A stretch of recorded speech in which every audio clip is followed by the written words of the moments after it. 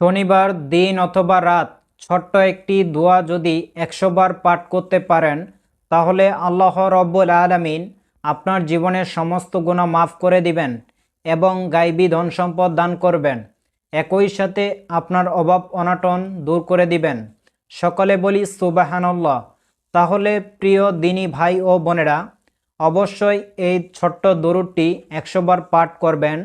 একই সাথে গায়বী ধন সম্পদ পাওয়ার জন্যে এবং রিজিক পাওয়ার জন্যে সেই দোয়াটা পাঠ করবেন। আমি বলে দিব, এমনও হতে পারে এই আমলের জন্য আপনার ভাগ্য খুলে যেতে পারে এবং আপনার রিজিকের দরজা খুলে যেতে পারে।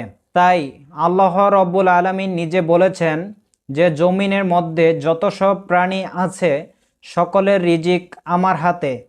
তাই আমরা আল্লাহর কাছে বেশি বেশি করে চাইব, কারণ আমাদের নবী হজরত মুহাম্মদ সাল্লাল্লাহু আলাইহি ওয়াসাল্লাম আল্লাহর কাছে বেশি করে চাইতেন দুনিয়া ও আখিরাতে কল্যাণ। তাই আল্লাহ নবীও আমাদেরকে বলেছেন, তোমরা যখনই বিপদের মধ্যে পড়ে যাও এবং অভাব অনাটনের মধ্যে পড়ে যাও, তখন আল্লাহ রব্বুল আলামিনের কাছে এভাবে দোয়া করো। তাহলে প্রিয় দিনী ভাই ও বোনেরা, শনিবার দিন অথবা রাত যে কোনো সময় এই আমলটি করতে পারেন।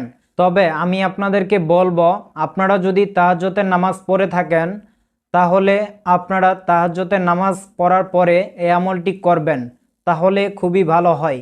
আর যদি তাহাজ্জুদের নামাজ না পড়েন, তাহলে কোনো সমস্যা নেই, 2 রাকাত নফল নামাজ পড়ার পরে এই আমলটি করবেন, তাহলেই হয়ে যাবে। প্রিয় দিনী ভাই ও বোনেরা, এই আমলটি করার নিয়ম আমি বলে দিচ্ছি। শনিবার দিন অথবা রাত ওযু করে পবিত্রতা অর্জন করবেন এবং পবিত্র একটি স্থানে বসবেন। সর্বপ্রথম 100 বার এই দরুদটি পড়বেন, আল্লাহুম্মা সাল্লি আলা মুহাম্মাদি ওয়া আলা আলি মুহাম্মাদ। আবার বলছি, আল্লাহুম্মা সাল্লি আলা মুহাম্মাদি ওয়া আলা আলি মুহাম্মাদ।